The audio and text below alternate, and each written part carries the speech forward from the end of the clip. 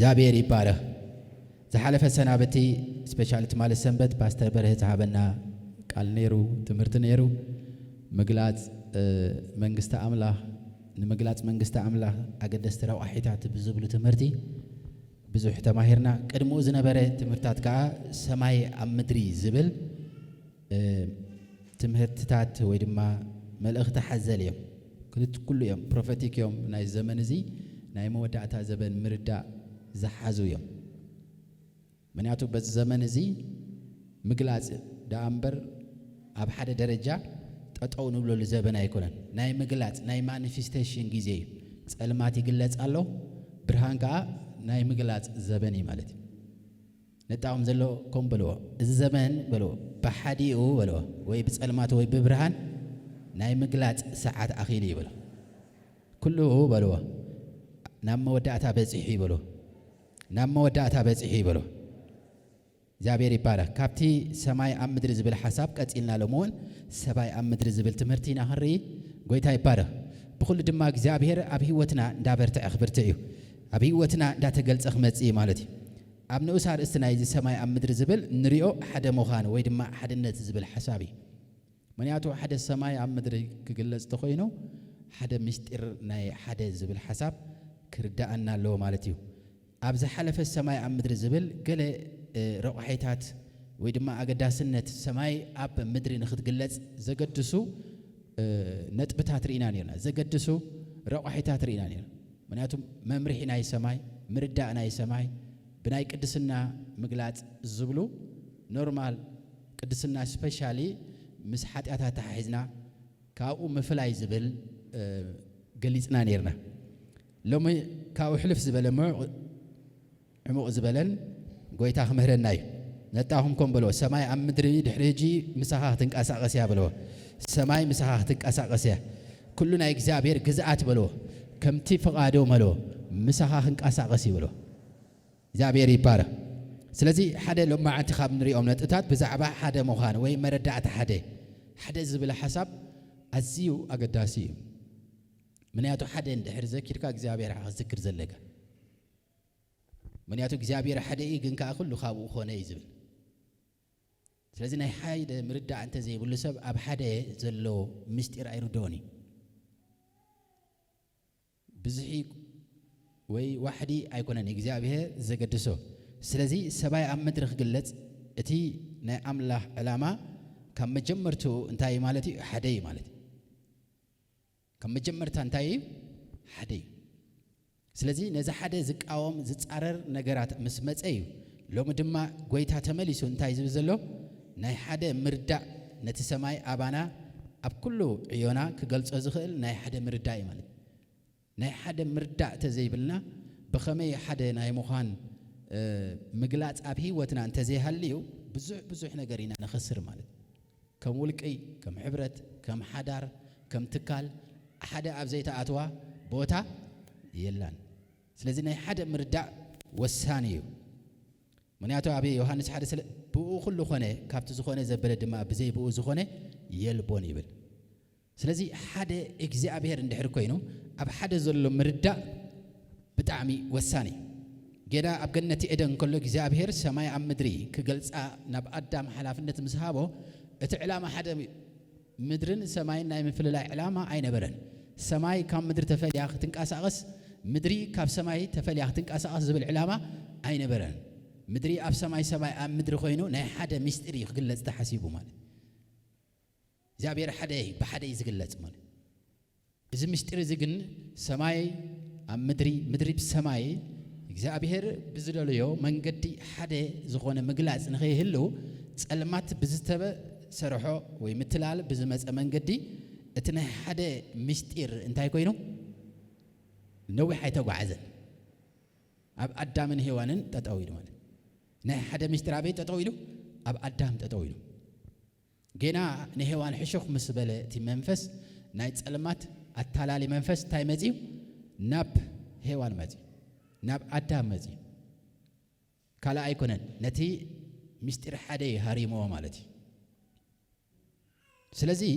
ኣብ ዝኾነ ይኹን ናይ ዓወት ኣብ ዝኾነ ይኹን ናይ መቀጻል ኣብ ዝኾነ ይኹን ናይ ምጉያይ ኣብ ዝኾነ ይኹን ስራሕ ሓዳር ማሕበር ብውልቅኻውን ናይ ሓደ ምስጢር ተታሃሪሙካ ናይ ምንቅስቃስካ ብቕዓት ጠጠው ይዝብል ሓደ ሰብ ንባዕሉ ናይ ሓደ ምስጢር ተታሃሪሙ እንታይ ዝኸውን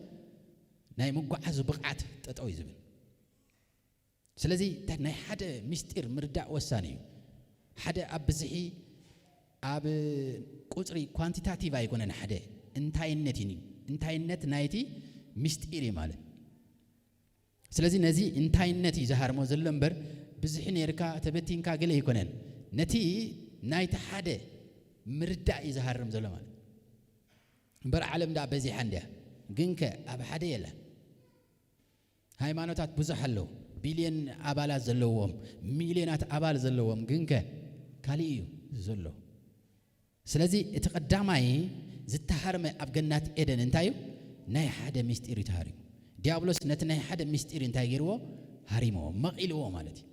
ዲቪዥን መጽኡ ምምቃል መጽኡ ማለት ኣምላኽ ካብ ፍጥረት ኩሉ ተመቂሉ ፍጥረታት ኩሎም ካብ ኣምላኽ እንታይ ኮይኖም ተመቂሎም ወጽኦም ካብ ቁጽጽር ወጻኢ ኮይኖም እንስሳ ይኹን ሰብ ይኹን ኩሉ ዓይነት ምድሪ ማለት እዩ ካብ ሰብ ወጽኢ ማለት እዩ ንኻልእ መንፈስ ዝግዛእ ኮይኑ ማለት እዩ ከምቲ ነዚ ዓለም እዚ ኸኣ ብመንፈሱ ጸልማት ወይ ዲያብሎስ ይገዛእ ኣሎ ዝብል ቃል ዘሎ ብኡ ድማ ንኻልእ መንፈስ ይግዛእ ማለት ዛስዋይ ከዓ ኣብ ሮሜ እንታይ ንረክብ ሃረታ ፍጥረት ኩሉ ምግላጽ ደቂ ኣምላኽ ይጽበሎ ኩሉ ፍጥረት ከዓ እንታይ እንዳስ ቆርቆረ ምድሓን እንታይ ይጽበሎም ንሕና ምድሓን ስጋና ንጽበለና ፍጥረት ብምልኡ ከዓ ካብ ዘለዎ ማእሰርቲ ክወፅእ ይሳቀሎ ማለት እዩ እዚ ማለት እንታይ እዩ ምስጢር ናይ ሓደ ስለ ዝተሃረመ እዩ ምምቃል ስለ ዝመፀ እዩ ስለዚህ እዚ ጉዕዞ ናይ 6000 ዓመት ናይ ጉዕዞ ምስጢር ናብ ሓደ ምእታዊ መጨረሻ 6000 ዓመት ዝተጓዓዘት ሰብ ካብ ኣዳም ጀሚሩ ክሳዕ ዛ ሰዓት እዚኣ እቲ ምስጢር ናበይ ንምምጻይ ናብ ሓደ ንምእታዊ ክሳብ ሕጂ ናብ ሓደ ምእታው بكريستوس أبكر مختشح عمت زتخفت حدا عبي ناي حدا من قدي مزي مالتي كده موجن 14 عمت ناي حدا من قدي أين برن زسواي حدنت أب سماي أم مدري أم مجهد نسخها أم سماي ناي مجلات مستيركا حدا مسكون كايمان نزي هجيم بار ناي حدنت مستير تزيت ردي وسب حدا أبت حدا ناي مجلات بقعت زي بلو يخون مالي حدا أبت حدا ناي مجلات بقعت يبلو سلازي قعزو ناي 6 عمت مستيرون تاي حتى هات مستير ناب حدا مئتاوي كابو وزيخا نابي مئتاو نابو مئتاوي نزي هو ديابلوس تايغيرو نا أدام مجرشتا تا مجمرتا زوجا أبحقو زرعو سلازخونا كابو سلازوجانا حجة أب حدا كلا أدم بكريستوس بحدا نبي مئتاو مالتي نبو مئتاو still زي process على مالتي بتوم زدحانو أب حدا قعزلو بتوم زي دحانو جينا تماقيلو مالو division أقاديمه عالم تماقيل الله نعم الله تقحد الله يسوس بينو نخي من الله تعب الله يسوس بينو خي سجد له بزح أماله تتقبل على إذا حدا خابت تقاومي إذا حدا خابتي نعم الله زي مئزازيو ممكاليو نزيم بأرجع علم ناب حدا نخيتاتو ناتانا حدا سيستم تسرح ذلك تفتروا ناب أخاتو سب ناب أخاتو تسأل خريستوس تايقبر له ناتو ناي حدا عين التباب سرح له علم ملو نابين 5 ناب حدا 5 سيستم سرح له سيستم كآتي جب زعبانا حدا ناي مخان قعزينا خن حاسب ناي مودعتا زبنا قلقلوت حدا ناي مخان مستير كردولو أماني من ياتو ديابلوس نعلم نمراحتي ننقستات ننقادو نبيزنس مان نقلهم وسنت حيالات السبعات بتي نسوز زسرح السيستم ناب كل ناتو أجندة ناي حدا السيستم علم انتاي قبرالو يأتوالو إزابير كن انتايلو ناتو سيستم تاي إزابير كريستوسي علم نابي كتاعتيا ناب كريستوس كتاعتي إزابير تسوع سيستمنا إجابيرنا مني ناب كريستوسي سيستمنا علم كنابني ناب علم ناب تصير كريستوسي هجي إذا سلوا سماي عمدرنا خيت الجهاد بتي تبب وجيرو زخل كله زلوا سلاي سل زلوا نحن دك عمله بزي حزنا يزلنا وقتي حدنا يا مخان تبب بتعمي أقداسي بمردع مالت مردع زي بقول حدا أخي باي مردع زلوا حدا مخان حدا مخان أخي باي كونن بلونا تأمننا أخي با ما خبنيش أنا قبله هنكير كلنا أخي با إلهم ميكروفون زقبرون يرو كل جزء أخي با يزول العلم كل جزء نتأكد يزلوا نسيقنا يكونن مكابا يكونن حدا مخان انتايو حدا نايمن النت وتسيتي ماني حدا مخان حدا كابتي انتاي النت ناتكا زو فلفلي علم ما حدا ناخد كون هاي تقلنيا مغنياتو انتاي النت حدا كابا أملاخ يزوت That's why systems زرح تسلمات systems زرح زخون يخون هاجر مالتي بسيستم يزحزك أمبر بإنتاينة حدا يكون ينزحزك من يعطي إنتاينة حدا كاب كاركتر كاب ملكتاوي بحرين أملاخ يزوت سلزة حدا بتقبل سبعة عين الدغنيو حدا مخان بسمم عيمت إنيو بأمره سبعة عين جزء عيمت إنيو تفطر نايمني حدا ناي كريستوسيو ناي إجابير سلزي أو أختأتو نسو حدا قبرك ها تفكر زل كامبر نسخ حدا بمخان كتم تقول ناي حدا نتبقعت يلن يسوع جيتانو نتأمل لهم بلوه حدا مخان انتهى النت ناي أملا سلزي حزب بلوه علم كتم تقولني علم جن بلوه ناتها سيستم نسبات بحقي بسرعات بمقوت أزار كنترول بمقباريا ناب حدا تمصو زلا بلو هجي نسبة يكون حدا تمصو زلا علم نربحاتنا يسبي ناب حدا تمصو زلا جنزب ربحنا يسبي لازم ناب حدا تمصو زلا من قصقاس ترانسبورتيشن نسبي قدسوني ناب حدا تمصو زلا سفتي هجي بتي تقمي ناب حدا زمتص بوش تقن ناب حدا يلا سلزي علم نبي زقات أرزلو بانكي زقات أرزلو انتاين مقبال بتقمي نمحاز نسب ترى خريستوس بملؤو علم نبي اتي ولو حجي ناب حدا سيستم اتي ولو سلزي حدا هايمانو جمير له حدا منقست أبقربا غزي خماتيو حدا ماركو اوف ذا بيست ويدما حدا مونيتاري سيستم ناي گنزب سيستم كا خماتي مال زي هجين تايز قبر زلوا ترى خريستوس تيلنا بتسب كتقاملو زخيل من ناقدي بتسب كتسرحلو زخيل كله زنق أساقصو مسرح بو مقوزز عار مالتي هجين أبي تخيل على العالم كرداءكم ألو عالم نبي تخيل زلا نعنا كم زي ننق أساقص غيرك كابز مدرزي نموزعات زسرح زلوا ترى خريستوس سب كم زي أساقص انت حر ما حتم زي تهاريمو كم زي نق أساقص أب سيستم نايت أرى خريستوس تزيئاتيو كم زين كأسعغس سب ناي مسنات أجندا يونايت أرى خريستوس أجندا مالت سلازي ندير قويتا زي بالكات راي خامس وقت تحبر تغل قويتا تلي كان كتحبر أي تغلني ها ندير تجديد كها ربح يحشن تلك ها تحبر يكالي مالتي يسوع جيتانو سلازي اتزلنا يو حدا مخان زبل بناي أملها خت عالم سيستمي بناي إجابير عالم جن كالي حدا بعلو إجابير تراي كسب حج حدا أمدري يلن حدا أمدري يلن سلزي أبتح حدا أنت أتي تراي سب حدا خون زغل أبي إجابير تأتي تراي حدا خون زغل كال إجن كله دحر ودكت سلز علوه حدا نايمو هم بقعت يبلون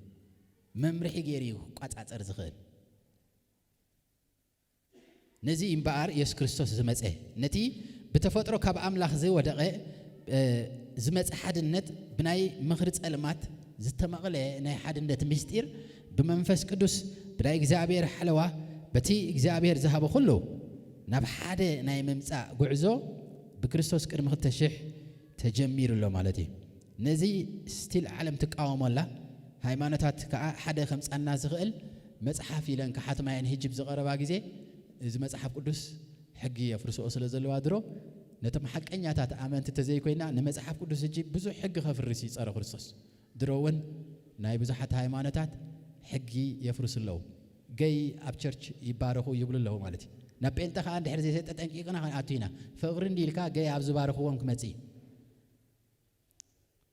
እንድሕር ትክክል መንፈሳት ፊኢኻ ኸም ክመጽ ይባላ በአመንቲ እንድሕር ዘይተጠንቂቆም ማለት ምክንያቱም መንፈሲ ዘገድደካ مستوقعات كل يخا أنت يتخون كالي يخا تخون مالي زابير يبارك نتاهم زلهم بلوه إذا زلنا يو زبان بلوه نعاخا يخون محبر حدنا يمخان مردع والثاني إفسون 4 تايبل حدا قال كنوسد اتنا حدا مستير الزيو والثاني زابير زخلو قعزو ناب حدا نخنمس سلازخونه تراخ تري ويبلكم من حدنا يمخان مستير كبر بعتن تحرينا ينتايبل كم تبحان تسفى تتصوعكم دما حدا سجان حدا منفسنيو حدا قويتا حنت امنت حنت تمكت شدشت ينتايبل له اتلعلو كلن بكلن اب كلن زلو حدا املاخن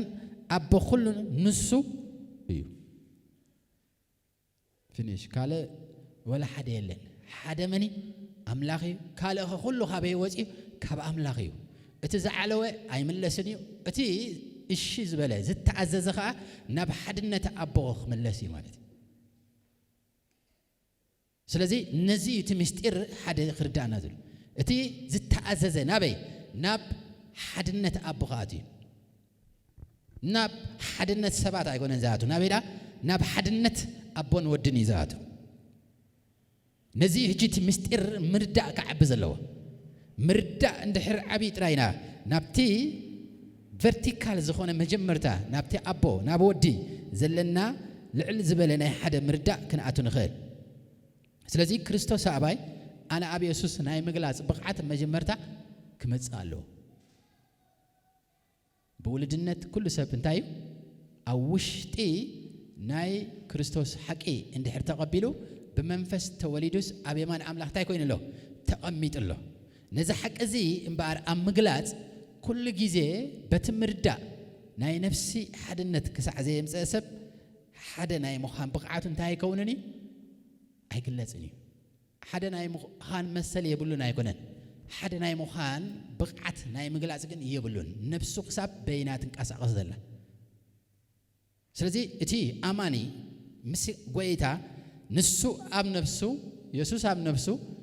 نسخة أب يسوس كتقلت عند حركينكا ناي نفسها مقلات وسانيو درو حدا منفسنا انا حدا منفس حانتي تسرحوني عقويتا يسرحو تصقايو حدا نفس زبلغن قال كيبلع حسب قال كيم ببسب نفسو ناب حدا ختمص اتخلنا مقلات كي تقبل نفسي كم قدما يتنقاساس سلازي نتنا حدنت نفسي تقاوم الله مالتي نفس بنفس انتي تخون مس انصار ناي حدنت منفس تقالس مالتي منفس حدا خوينو نفس ግን انتي تخون نتناي منفس حدنت تقاوم مالتي بناي رأس فقار كتكي تدل مالتي نزي جيسوس كريستوس ابي يوحنس 10:9 انتي يلو نحدا بنفسه حدا زخونه بولدنته زي كونه حدا قلعه مستولده بولدنته سب كويني مسب حدا خويني حدا سب كاب أملاخ مستولده بمنفس سلز تولده بمنفس حدا خويني أبي إفسم تريهم حدا منفس يزبل حدا نفس جن انتايو بتي قال أملاخ كي تحاسبه نأملاخ زخون سفرا خيمسه فقادو ناي مهاب قالو ناي مجزاء قبرو ناي مقلات بقعت يبلون من ياتو يسوع كريستوس تايلو له أب يوحنس مراف 5:10 تايبل بحق بلكم الله ودس ابو خغبر زراي امبر كبرس حنت ነገር እኮ هغبر አይካለን ነትንሱ ዝገብሮ ግብሪ እትወድድማኮም ዝበለ ይገብር ይሉ ስለዚህ ነፍሱ አብ ክርስቶስ ዝተገዘአት ሰብ እንተ ወሐደ ሰለስተ ክትሪ ለኩም ሓደ በቃል ካልአይ በፈቃድ ሳልሳይ በግብሪ ንክርስቶስ ሰሚር ወደው እንደ ሕርዝ ሰሚርዎ ሓድነቱ ምስ ክርስቶስ ምልአት አምጽኢ ማለት ቶታል ዩኒቲ ምጽኢ ሎ ማለት ቶታል ዩኒቲ ናይ ውልድነት ዩኒቲ ወላ ሓንቲ ትፈልጦን ኢኻ ተወሊድካ ኢኻ ዘለኻ ምስ ዓበኻ ብናይ ነፍሲ ቶታል ዩኒቲ እንተምጽኢኻ ግን እንታይ ኣለካ ኣብ ቃልን ኣብ ፍቓድን ኣብ ግብርን ስምረት ኣለካ ግብሪ ክርስቶስ በአኻ ክግለጽ ይረአ ማለት ግብሪ ክርስቶስ በአኻ እንታይ ይኸውን ይገሃድ ቃል ክርስቶስ ጥራይ በአኻ ወጽ ነፍስኻ ኦልሬዲ አብያትያ በቃ ኖሞር ነፍስኻ ሐሳብ ክርስቶስ ነፍስ ክርስቶስ አእምሮ ክርስቶስ በአኻ ግለጽ ማለት አእምሮ ክርስቶስ ምስተገለጽ እንታይ አምጽኢኻ ኣለኻ ቨርቲካሊ ንስኻ ክርስቶስ ተገሊጽካ ኣለኻ ክርስቶስ ከአባኻ እንታይ ኮይንሎ ተገሊጹሎ ሓደ ኣብታ ሓደ ናይ ምንባር ብቕዓት አምጽኢኻ ማለት ኖት ናይ ምውላድ ብቕዓት ናይ ምንባር ብቕዓት አምጽኢኻ ዩኒቲ መጀመርታ ቅድሚ ምስ ሕብረት ምሕሳብ ቅድሚ ምስ ካልእ ምሕሳብ ናትካ ዩኒቲ ኢኻ እንታይ ክትገብረሉ ዘለካ ማሕተም ክትሃርመሉ ዘለካ ናትካ ምስ ክርስቶስ ዘለካ ሓድነት ማዕረኽ እንደ ይበጽሕ ምክንያቱ እንታይነት እዩ ኣኼባ ኣይኮነን ወይ ስምዒት ኣይኮነን ዩኒቲ ተፈጥሮ ናይ ኣምላኽ ኣባሃ እንታይ ክመጽእ ዘለዎ ነፍስኻ በይና ክሳዕ ዘላ ወላ ሚልዮን ሰብ ተኣኪብካ ናብ ሓደ ክትመጽእ ኣይካለን እዩ ስለዚ ነፍስኻ ብናይ ኣእምሮ ክርስቶስ ፐርፌክት ዝኾነ ደሊቨራንስ ረኺባ ቶታል ዩኒቲ ሙሉእ ሓድነት ምስ ኣምጽአት እስኻ ኣብ ክርስቶስ ኣባኻ እንታይ ኮይንሎ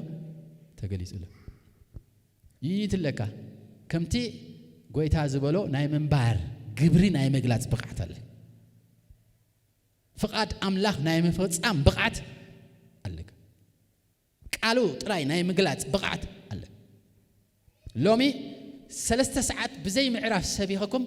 ፍቓዱ ናይ ምግባር ብቕዓት ዘይብለይ ኣብ ነፍሰይ ዩኒቲ ዘይብለይ ሓቂ ኣብ ምፍላጥ ኣይኮንኩን ዝኽልከል ዘለኹ መንፈሰይ ዝሃበኒ ናይ ምዝራብ ብቕዓት ኣይኮንኩ ሽግር ዘለኒ ነፍሰይ ግን ስምረት ኣይገበረትን ፍቓዳ ኣይግዛኣትን ስለዚ ሓድነት የብላን ናይ ርእሳ ስራሕ ኣሰርሕ ስለዚ ሙሉእ ሓድነት ከተምጽኦ ዘለካ መጀመርታ እዚ ማሕበር ሓደ ድዩ ንዕማ ኣካል ንኹን ገለ ዘይኮነ ንስኻ መጀመርታ እንታይ ክትኮን ኣለካ ሓደ ክትኮን ኣለካ ሰብ እኮ ኣብ ዝኾነ ሓዳር ይኹን ኣብ ትካል ይኹን ኣብ ሕብረት ይኹን እኮ ነፍሱ እኮ እዩ እንታይ ዝኸውን ካልእ ሓሳብ ዝሓስብ ናብ ሓደ ዘይመጽእ መኒ ነፍሲ ሕጂ ናብ ካልእ ዓይነት ደረጃ ናይ ሓድነት ቅድሚ ምእታውኩም ናይ ርእስኹም ሓድነት ምስ ክርስቶስ ማዕረኽ እንደይ ቶታል በጺሑ ብዘይ ተረፍ ሙሉእ ሓድነት ኣምጽኢኻ ዶ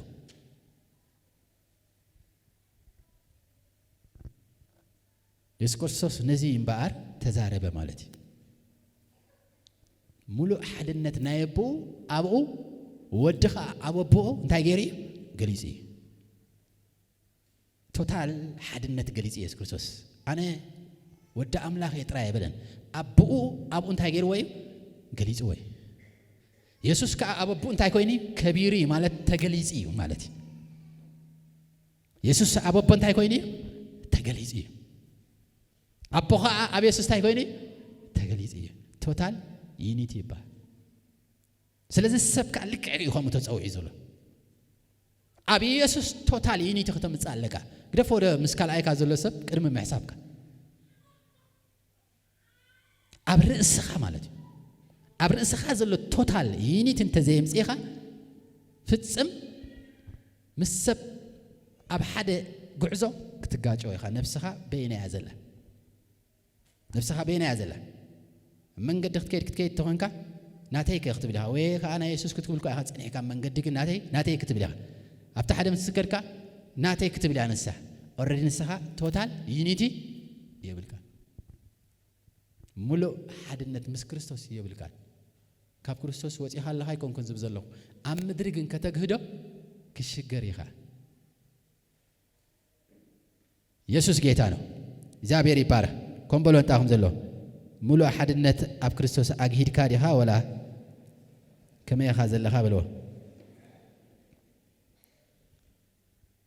ከመይ ኣለኻ በልዎ ኢየሱስ ጌታ ነው ምክንያቱ ሙሉእ ሓድነት ኢየሱስ ክርስቶስ እንታይ ገይሩ ሙሉእ ሓድነት ኣግሂዱ 5:30 ተሪእና እንታይ ይብል ዮሐንስ 5:30 ካብ ርእሰይ ገለ ክገብር ኣይክእልን እዚ ክዛረቦ ዝኽእል ሙሉእ ሓድነት ዘለዎ ሰብ ጥራይ ክዛረቦ ዝኽእል መዓልታዊ ካብ ርእስኻ ክትገብር መዓልታዊ ካብ ድሌትካ ክትገብር መዓልታዊ ካብ ፈቃድካ ክትገብር ስለዚ ዩኒቲ ስለዘለዎ ኢየሱስ ምስ አቦ ሕብረት ስለዘለዎ ምስ አቦ ሓድነት ሕብረት ካልዩ ሓድነት ስለዘለዎ ዩኒቲ ስለዘለዎ ግን ግብር ይገብርን እዩ ካብ ርእሱ ገለ ክገብር ኣይካለን ዳስዋይ ፈቃድት ዝለኣኸን ነበር ፈቃደይ አይደልይኔ አነ ከም ተሰማዕኮ ዝፈርድ ፍርደይ ካቁን እዩ ታ ቀንዲ ተደልያ ዘላ እንታ ዩኒቲ ዘይብሉ ሰብ ቁጽር ሓደ ብምንታይ ከም ተለሊዎ ውሉድ ኣይኮንኩን ዝብዘለኹ ውሉድ ዩኒቲ ናብ ብጽሕና ክርስቶስ ዝበጽሕን ዘይበጽሕን ሰብ ብዩኒቲ ዝግለጽ ማለት እዩ ናብ ምልአት ክርስቶስ ዝበጽሕን ዘይበጽሕን በይና ክትፈልጦ በዘለዎ ሓድነት ኢኻ ትፈልጦ 40 ዓመት ገይሩ ብዛ ዓለም ፈቃዱ ጥራይ ዝገብር ወናኒ የብሉን ኮንሽስ ና ኢየሱስ የብሉን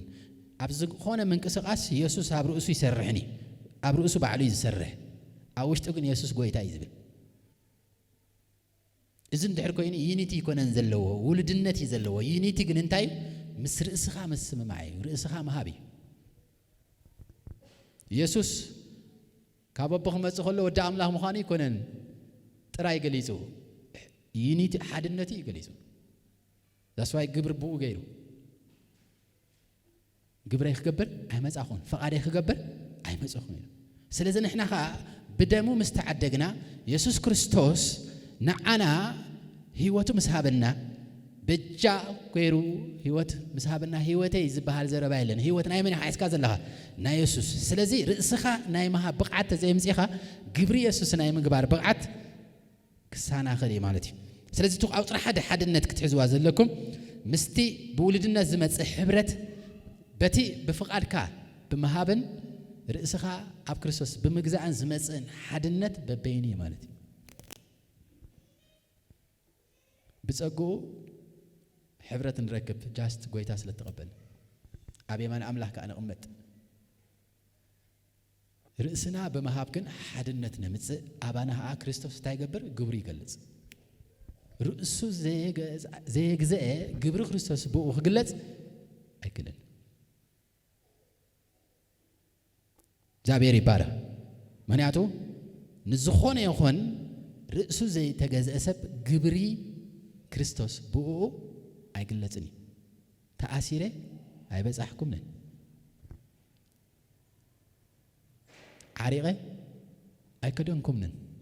ርእስ እኮ ያታ አቢ ወላ ገዛኻ ባንክ መልይ ይኸሉ ርእስኻ አንበር ውሽጥኻ እኮ ይስማዓካ ኣሎ ርእስ ግን እንታይ ትብል እምቢ ትብል ክርስቶስ ግን እንታይ ይሆን ገዙ ጋሕጊ ሒዝበካ ስለዚ ሓድነት የብሉና ኣብ ርእስ እምበር ክገብር ይደልሎ አንጻር ውሽጡ ይዛረቦ ነፍሱ ግን ተኣብዮ ክውዳእካ ይትብሎ እንታ ክትበልዕ ኢኻ ትብሎ ምክንያቱ ኣብቲ ውዳእ ዓለም እያ ተንብሮ ዘላ ርእሱ ኣብ ክርስቶስ ተግዚእዋ ግን ኣብ ዘይውዳእ ዓለም ከኣትዮ ቀጻለ ክህብ ሓድነት ኣለዎ ምስ ክርስቶስ ግብሪ ክርስቶስ ክገብር ይኽእል እዩ ንዝሓዘኑ ከጸናንዕ ይኽእል እዩ ንዝደኸዩ ክበጽሕ ይኽእል እዩ ግብሪ ክገልጽ ይኽእል እዩ ግብሪ ክርስቶስ ርእሱ ዘይኮነስ ግብሪ ክርስቶስ ክገብር ይኽእል እዩ ምክንያቱ ሓድነት ኣለዎ ናይ ሓደ ምስጢር ኣትይዎ እዩ ንስ ይኮነን ዝነብር መን ተገሊጽ ይቡ ምግላጽ ማለት ካልእ ኸይትርድኡ ክርስቶስ ተገሊጽ ይቡ እዚ እጂ ፍጥረት ኩሉ ምግላጽ ደቂ ኣምላኽ ጽበይ ዘሎ ንመን ነቶም ግብሪ ክርስቶስ እንታይ ዝገብሩ ዝገልጹ ግብሪ ክርስቶስ ዝገልጹ እዮም ደኣ ናብ ሓድነት ኣትዮም ኣለዉ ዝበሃል እምበር ርእሶም ናይ በይኖም ዝኾነት ኣብ ሓድነት ኣይደየብን ዘለዉ ኣብ ሕብረት ግን ኣለዉ ሕብረት ንገብር ንዝምር ንዘልል ነጣቕዕ ንጸልይ እዚ ሕብረት እዩ ብመንፈስካ ደስ ብለካ ገዛኻ ምስ ከድካ ንሓደ ጨርጊፍካ ትገድፎ ንሓደ ሂብካ ትገድፎ ንሓደ ላዕሊ ተንብሮ ንሓደ ፌስቡክ ተቐምጦ ንሓደ እዚ እንታይ ርእሲ እያ ምቁፅጻር ኣብያ ዘላ ስለዚ ግብሪ ኢየሱስ ክርስቶስ ካብ እቲ ዝገርም እኮ ውሽጢ እኮ ይኮነ ነፍሱ እኮ የተቋጻጺሩ እንታይ ካብ ኣፉ በደል ኣይተረኽበን ካብ ኣፉ እንታይ ወፀን በደል ኣይወፀን ምክንያቱ ሓድነት ኣለዎ ምስ መን ምስ ኣቦ ሓድነት ኣለዎ ስለዚህ ነዚ ምስጢር እዚ ንምንታይ ኣገዳሲ ሕጂ መወዳእታ ዘበን እዩ ርእስና ያ ትግዛእ ዘለዋ ክርስቶስ ኣባና እንታይ ክኸውን ክግለጽ ብምንታይ ብኩሉ እንታይነት ኣምላኽ ክግለጽ ኣባና እንታይነት ኣምላኽ መለከታዊ ብቕዓትና ክግለጽ ስለዚ ዩኒቲ ኢኻ ከተምጽእ ዘለካ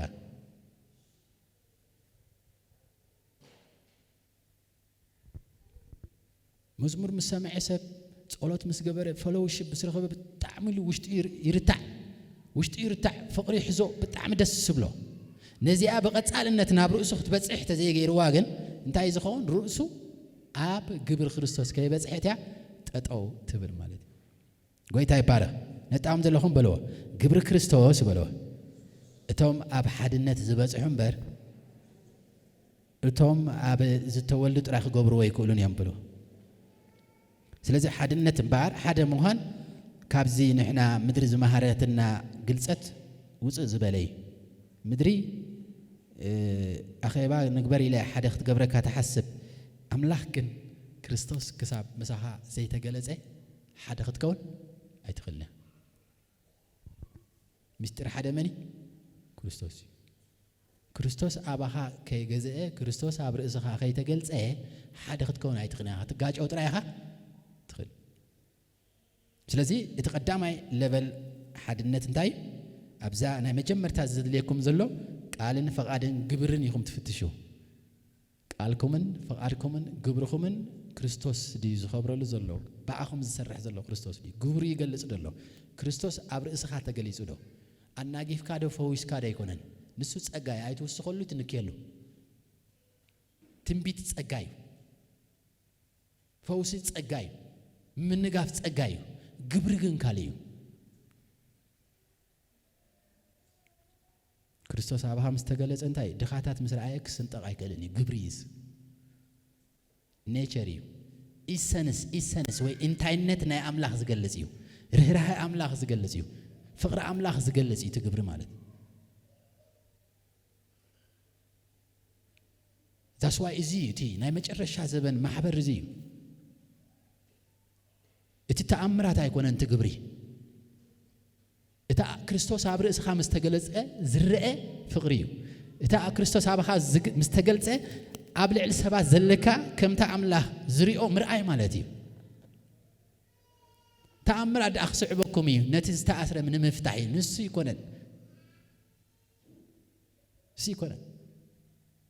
እሱ ማሕበርን ዓለምን ኣብ ማእሰርቲ ከይትነብር መንፈስ ዝህረም ካልእ ማለት እሱ ጸጋይ ትንቢት ኣይትነዓቁ ጸጋይ ፈውሲ ትነዓቁ ጸጋይ ምንጋፍ ኣይትነዓቁ እንታይ ጸጋይ